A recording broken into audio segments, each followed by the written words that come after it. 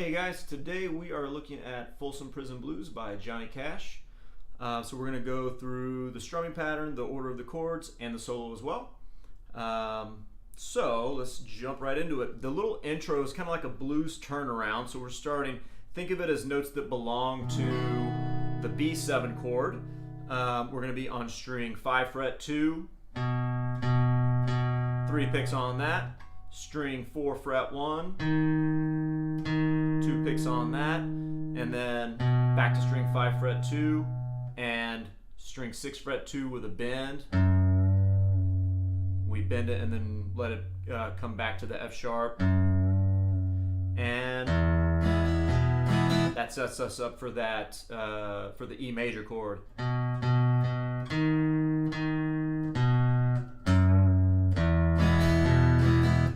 So let's go through the order of the chords first. So it's basically a 12-bar blues or a 24-bar blues, depending on how you have it mapped out, if you have it in cut time or not. But in any case, I'll do it as a 24-bar blues. So basically you're going to have 8 measures of E. So counting 1, 2, 3, 4, 8 times, and then 4 times for A. 4 full measures. I'll play through it in a second. Back to E for 4 measures. B7 for 4 measures. And then E for, should be 4 measures, but it might be 2. You'll be able to follow it in the song. So the strum pattern is going to be an alternating bass. So I'll demonstrate that on the E, the A, and the B7 chords. And then we'll talk about some alternatives if this is something that's new to you, an easier way to approach it to start out. So for the E chord, we're going to strum or pick the 6th string open, which is part of the E chord, strum down up, and then 5th string fret 2, which is B, part of the E chord already as well, and we strum down up. So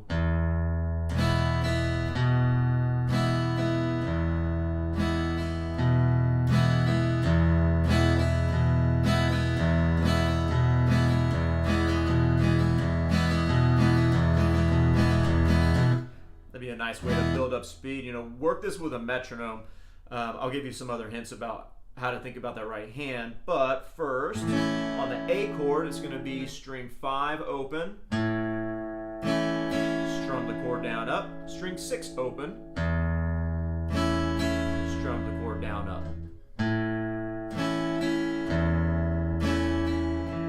Sorry.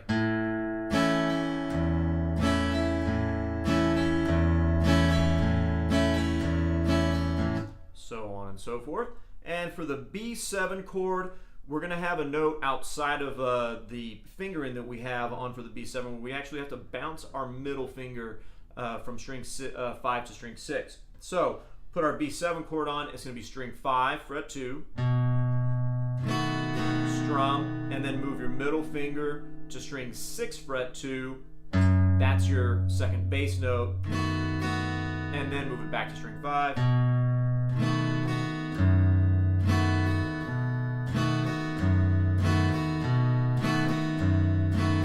And something that my students ask me about when they're moving their finger is, when I play that string 6 fret 2, do I have to immediately move my finger back to string 5 for strumming the chord? And the answer is no. Just play your bass note and then strum the remainder of the chords, and then play your bass note on string 6 and strum the remainder of the strings. So if you haven't done that before, there's definitely going to be some challenges within that. And so just in general, how to think about playing that alternating bass, you want to have a very loose wrist.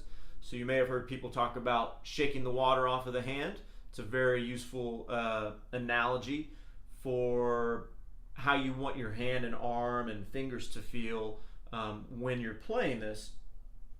So the way I think about it is I have my picks set up right at my bass note, strings 6 and 5, and then I just deflect my wrist from there to strum. So I, with a very small motion, pluck my bass note and then deflect the wrist. I don't move my whole arm, right?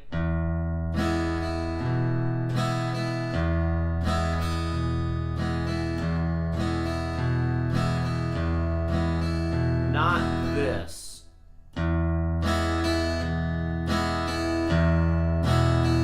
It's just too big of a motion. You're not going to be able to stay in control. You're not going to be able to maintain accuracy. You'll probably start bouncing off the strings too much.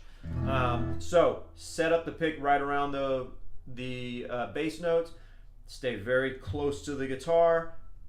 Small picking motion for your bass note, and then deflect the wrist. That goes for all of these chords, so I'm just demonstrating it with an E chord.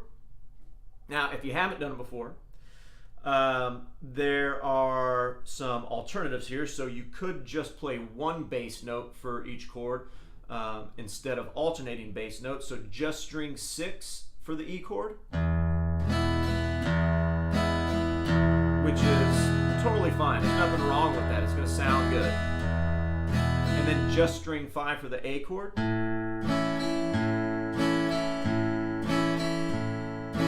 And just string 5 fret 2 for the B7 chord.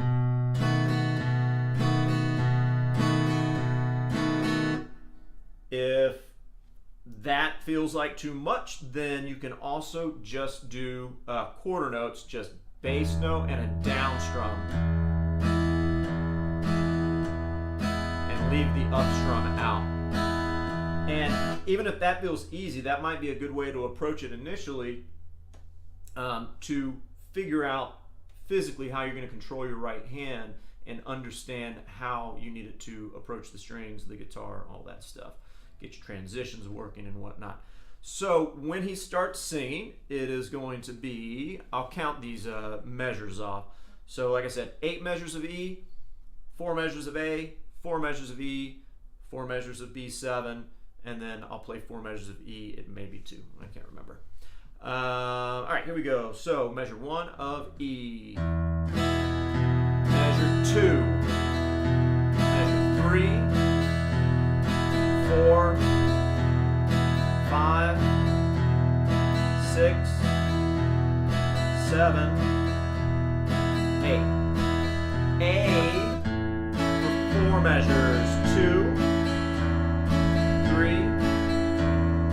4, back to E for 4, 2, 3, 4, B7 for 4, 2, 3, 4, and E.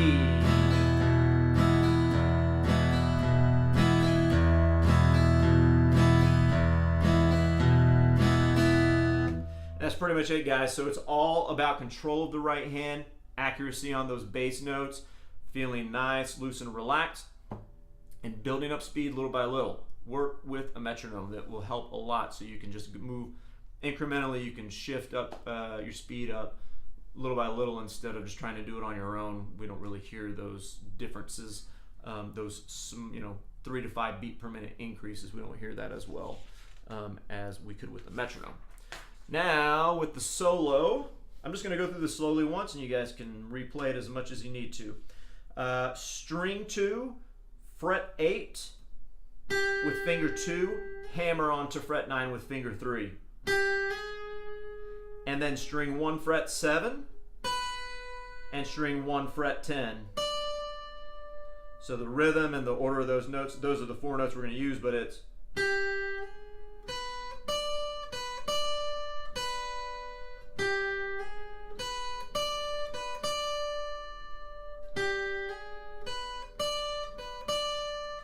so you do that 3 times. The 4th time is going to change. Again, that was string 2, fret 8, hammer onto string 2, fret 9, fingers 2 and 3, and then string 1, fret 7, finger 1, string 1, fret 10 with finger 4. The 4th time, it's going to go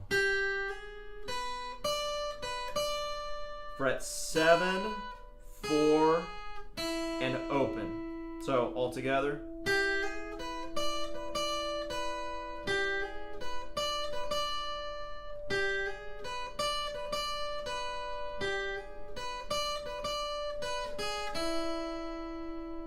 Okay, that's the start of it. That's over the E chord.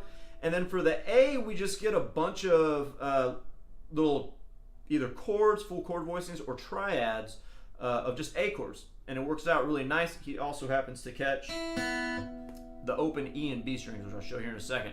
So I do this chord, just a standard A major chord first, bass note. Just strum it like that. Bass, down, up, down. And then we shift to this chord, so I'm barring at the 2nd fret with my index finger, standard A chord there, and then I'm putting my pinky on string 1, fret 5, and I'm going to do the same pattern, but instead of bass, down, up, down, I'm going to do bass, down, up. I'm going to let my left hand go, and I'm going to catch the open E and the B string. So altogether that would be, and what that is maintaining momentum in that right hand, just keeping the rhythm going, the time going, but giving the left hand time to transition so it catches the open strings there. So those first 2 A chords together would be,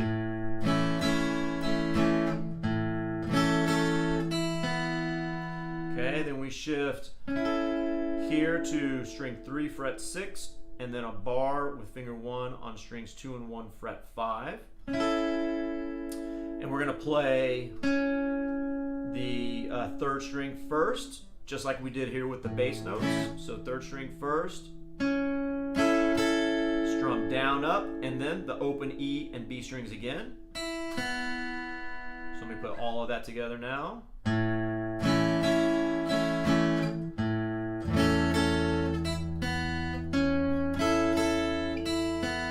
And then we shift up to frets 9 on string 3, 10 on string 2, and 9 on string 1, basically a D chord shape there. And we're going to do the same thing here. Pick string 3,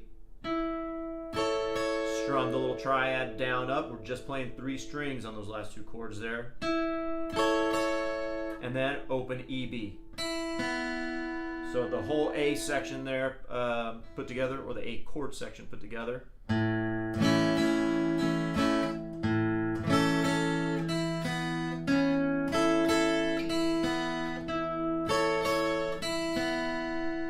Okay, to an E major chord. So we're just going to maintain that same strum pattern that we were playing with the A chord, but we're going to be lifting our index finger off of string 3, fret 1, and then bringing it back down. So bass note, strum down, up, and then string 3, open. That's where we lift our index finger off, and then when we go back to strum again, we're going to put it back. So it would be, and you play that 4 times.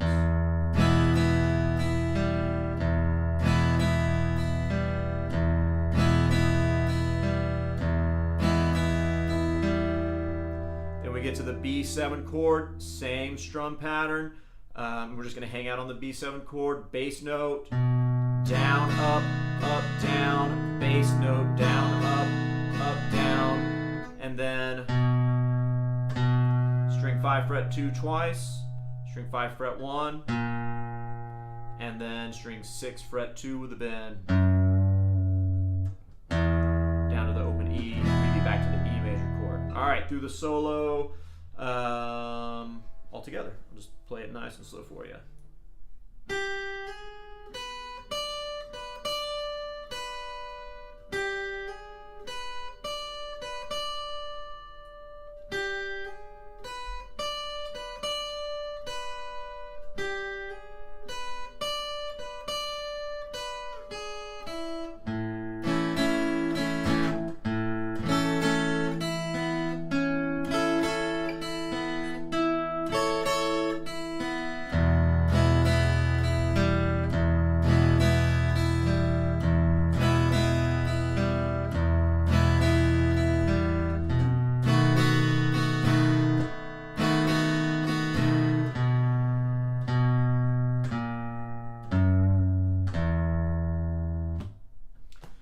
that is it, guys. A lot of great little triads and just you know, shifting in the neck, getting a little blue sound on that E chord, getting that flatted third on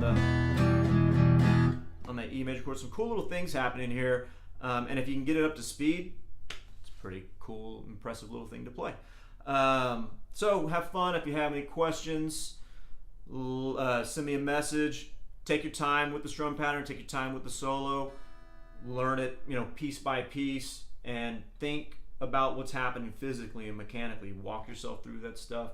Don't just try and play fast right off the bat. I see too many people do that. Slow practice is definitely going to be the answer. It just gets you to that end goal so much quicker. The other way can be very frustrating. So see you in the next video, guys. Thanks.